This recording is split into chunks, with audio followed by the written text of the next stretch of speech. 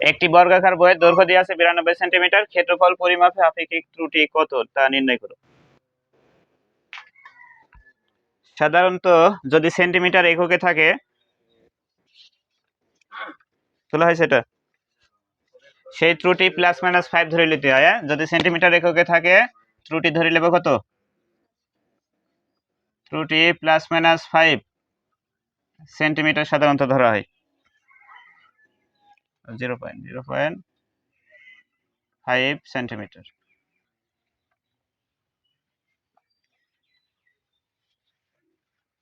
Centimetre স্কেলে যদি ব্যবহার করি তাহলে ত্রুটি পরিমাপে ত্রুটিরা ধরবো কত, ±0.5, হয় +0.5 না হলে কি -0.5। একবার +0.5 ধরে হিসাব করব আর একবার -0.5 ধরে হিসাব করব।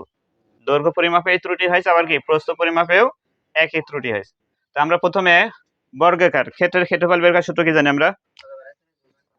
বর্গাকার ক্ষেত্রের ক্ষেত্রফলের সূত্র কি, এক বাহু দৈর্ঘ্যের উপর কি স্কয়ার, অথবা এটাকে দুইবার গুণ করতে হয়। তাহলে আমরা লিখি বর্গাকার বইয়ের দৈর্ঘ্য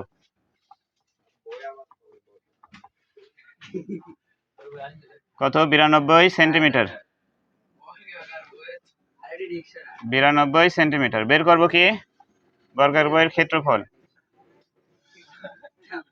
ক্ষেত্রফল কত হয়, 92 গুণন 92, এত বর্গ সেন্টিমিটার। কত হয় দেখো,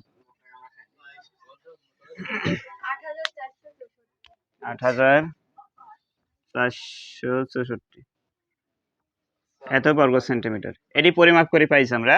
এর ভিতরে একটা ত্রুটি আছে, ওই ত্রুটি বাদ দিয়ে কতটুকু আপেক্ষিক ত্রুটি আছে বের করব। আচ্ছা এটুকু আছে, যেটুকু ছিল শুধু ক্ষেত্রফল বের করব। যদি এটি আয়তাকার হইতো, আয়তাকার হলে কি থাকতো, দৈর্ঘ্য থাকতো প্রস্থ থাকতো, ওই দুটি গুণ করতাম, দৈর্ঘ্য গুণন প্রস্থ দিয়ে ক্ষেত্রফল বের করতাম যদি আয়তাকার হইতো এটি। আর এর কি বর্গ, হ্যাঁ হ্যাঁ +-0.5। যদি ওরা দেওয়া না থাকে, ওরা যদি দিয়ে দেয় যে ত্রুটি এত ধরো, কল্পনা করো যে ধরো 10 দিতে হবে, +-0.4 দিতে পারে, যেটি দেয় সেটি। যদি দেওয়া না থাকে আমরা সবসময় +-0.5 ধরবো। আচ্ছা এবার দৈর্ঘ্য কত হতে পারে দেখো, আমরা একবার +5 লে আমরা দৈর্ঘ্য বের করবো, আর একবার কি -5 লে দৈর্ঘ্য বের করবো। একবার +5 আর একবার -5 লে হিসাব করবো। তাহলে কি সবচেয়ে, আচ্ছা প্লাস ধরলে কি বড় দৈর্ঘ্য পাবো না মাইনাস হলে বড় দৈর্ঘ্য পাবো?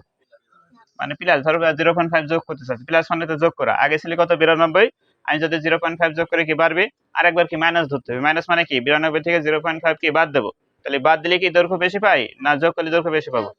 যোগ করলে দৈর্ঘ্য বেশি পাবো। তাহলে দুই জায়গায় এটি মনে করো দৈর্ঘ্য, এটি কি প্রস্থ। বর্গাকার ক্ষেত্রের কি দৈর্ঘ্য যা হয় প্রস্থ তাই হয়, তার মানে দৈর্ঘ্য যা হচ্ছে প্রস্থ তাই। তাহলে এই যে আমরা যোগ করি মানে প্লাস ধরি সারি, যখন আমি দৈর্ঘ্য প্রস্থ বের করব তখন তো একটা ক্ষেত্রফল পাবো, আর একবার কি মাইনাস ধরে কি আরেকবার ক্ষেত্রফল পাবো। কোন ক্ষেত্রফলটা বড় হবে, প্লাস ধরে কি ক্ষেত্রফল এডি কি বড় হবে, না মাইনাস ধরে ক্ষেত্রফল বের করে বড় হয়?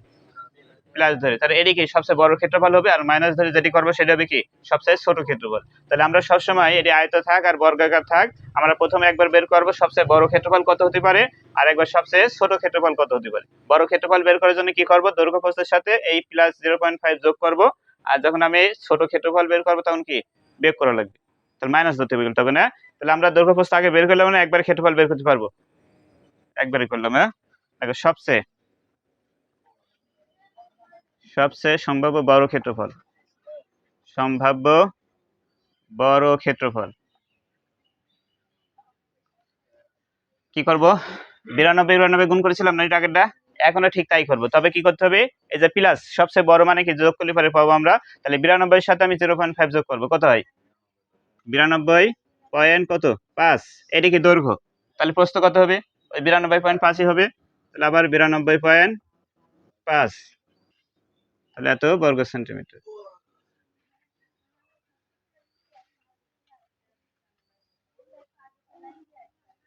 না যোগ করে একটু দেখা দেবো, আগে একটু যোগ করে দেখাই দিতে পারবো।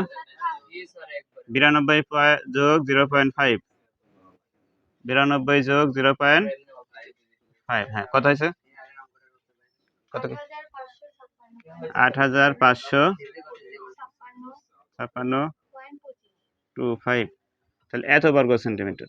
এই হচ্ছে এটি সম্ভাব্য সবচেয়ে বড় ক্ষেত্রফল। যদি এটি একটু চেঞ্জ হতে পারে কি, এখানে দুইটি দৈর্ঘ্য ধরেছে কত 92, প্রস্থ 92, অন্য অঙ্কের ক্ষেত্রে দৈর্ঘ্য প্রস্থ আলাদা হতে পারে। যদি দৈর্ঘ্য তার সাথে যোগ করবো, প্রস্থ এর সাথে এভাবে যোগ করবা। এরপর এর সম্ভাব্য সবচেয়ে ছোট ক্ষেত্রফল, সম্ভাব্য সবচেয়ে ছোট ক্ষেত্রফল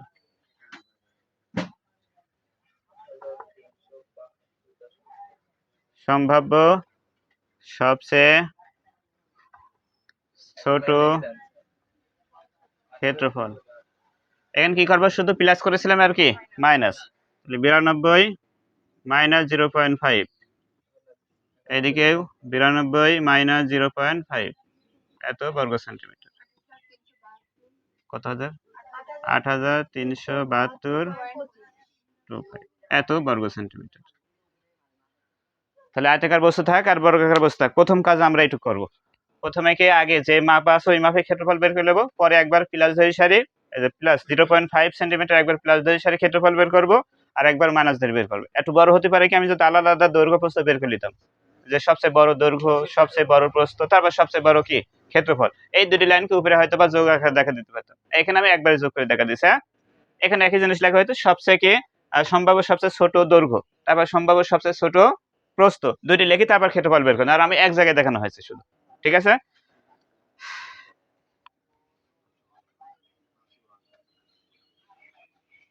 আচ্ছা এবার লেখো সুতরাং ত্রুটি কত হয়। ত্রুটি কি আছে আমারে, বুঝতেছি এই জায়গায় দেখো যে ত্রুটি আছে কিনা। ত্রুটি নাই আমারে, আগে পাইছিলাম কত, সবচেয়ে ক্ষেত্রফল কত ছিল 8464, বড় ক্ষেত্রফল পাইছি 8556, এই যে বড় এটু হতে পারে, কিন্তু আমার পরিমাপ করি তো এটি পাইছি, তার মানে কি আমাদের এখানে ত্রুটি আছে।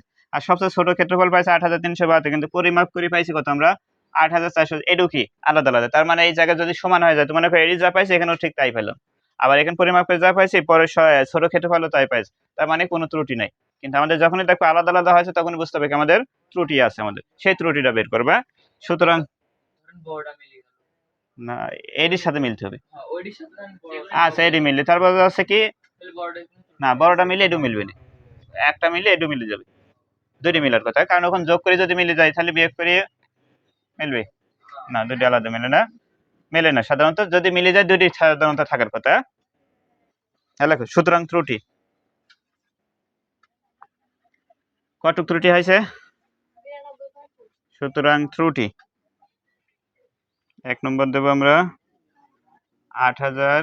আচ্ছা এডি আর এডির ভিতর যদি আমি ত্রুটি মানে কি বিয়োগ করি তো ত্রুটি বের করা হয়, কতটুক বেশি হয়েছে, এই দুটির ভিতরে বড় কোনটি, যখন বিয়োগ করবো যেটি বড় সেটা আগে দিতে হবে কলা সবসময়, তাহলে এডি আর এডি বিয়োগ করলে এডি আগে দেবো আমরা।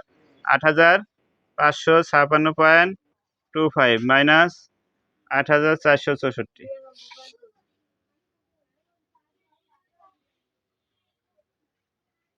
কত 92.25, এত বর্গ সেন্টিমিটার। 2 নম্বরটা আর এডি আর এডি বিয়োগ করবো, এবার কোনটি বড় দেবো, এর ভিতরে এই উপরের কটা হল বড়, তাহলে 8464 মাইনাস এটা 8372.25, 91.75, এত বর্গ সেন্টিমিটার।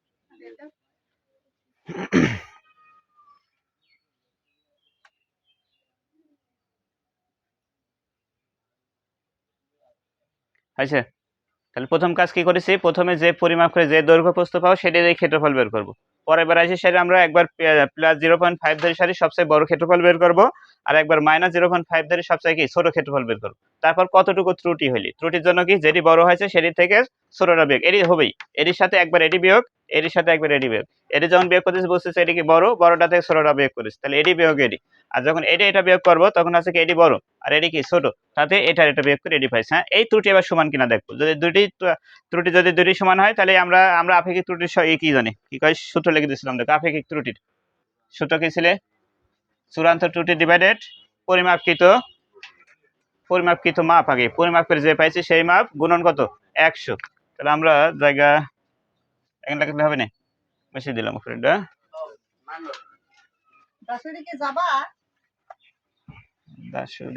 একটু গেলে আমার উপকার হইতো। আচ্ছা দাও, আমার মেয়েটা এলো না তো, অসুখ বেশি বাপ, আমার মেয়ের সাথে আমি একটু কথা বলি, ওই যে ওটা সেভ করতে যায় তো ওটাই না বাটনে। হ্যাঁ আচ্ছা যাবেন নিয়ে যাবেন,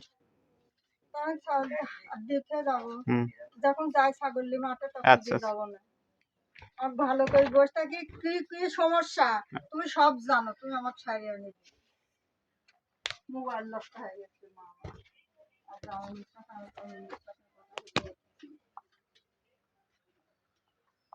লেখো এবার লেখো আপেক্ষিক ত্রুটি। আপেক্ষিক ত্রুটির সূত্র কি? চূড়ান্ত ত্রুটি। চূড়ান্ত ত্রুটি, চূড়ান্ত ত্রুটি ডিভাইডেড কি? পরিমাপকৃত কি লেখা হয়েছিল? পরিমাপিত মান গুণন কত? 100। তাহলে এখন চূড়ান্ত ত্রুটি খেয়াল করো।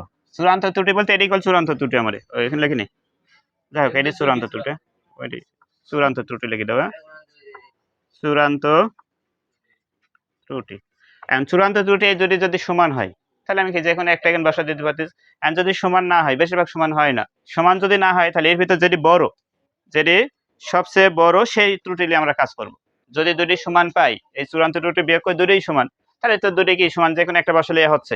আর যদি সমান না পাই তাহলে দেখবি এর ভিতর বড় যেটি সেই মানটা নেব আমরা। সবচেয়ে বড় মান কোনটা আমার এখানে? 92.25। তাহলে 92.25 নেব। তাহলে একটা লাইন লেখা লাগবে, যেহেতু ত্রুটি দুটি সমান নয়, যেহেতু ত্রুটি দুইটি মান সমান নয়, সেহেতু বড় ত্রুটি নেওয়া হলো। তাই লেখো, তাই হবে, বড় ত্রুটি নেওয়া হলো। তাহলে দুটির ভিতরে যেটি বড় সেটি নিতে হবে। তাহলে বড়টা বসা দাও। বড় কত আমার? 92.25 গুণন 100। আর পরিমাপকৃত মান কত পাইছি আমরা?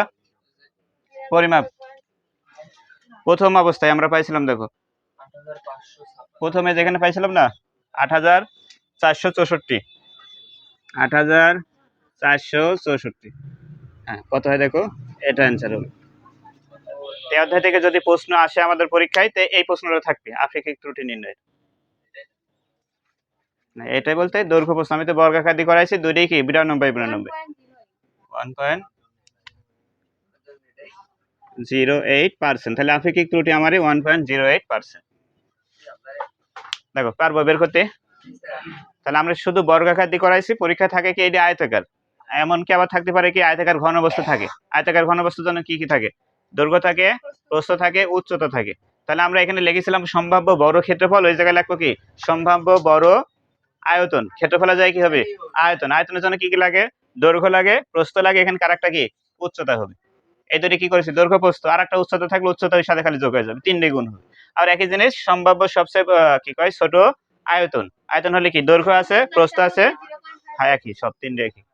দৈর্ঘ্য প্রস্থ ওর সাথে যেমন যোগ করেছে উচ্চতার সাথে যোগ করবো, নাও তো থাকে না 3 যদি আয়তন বের করতে দেয় কি কি থাকে? দৈর্ঘ্য থাকবে, প্রস্থ থাকবে, আর উচ্চতা। তাহলে ওইভাবে আমরা যদি আলাদা আলাদা, কেউ যদি কখন আমি আলাদা আলাদা আগে দৈর্ঘ্য বের করবে, যে লেখো সবচেয়ে সম্ভাব্য বড় দৈর্ঘ্য, তারপর সম্ভাব্য সবচেয়ে বড় প্রস্থ, সম্ভাব্য সবচেয়ে বড় কি কয় জানো, তারপর উচ্চতা, তারপর আয়তন লিখতে পারো। আর আমি একবার এখানেই দেখাইছি, তাহলে একবারে দেখালি লাইনটা ছোট আছে এই জন্য।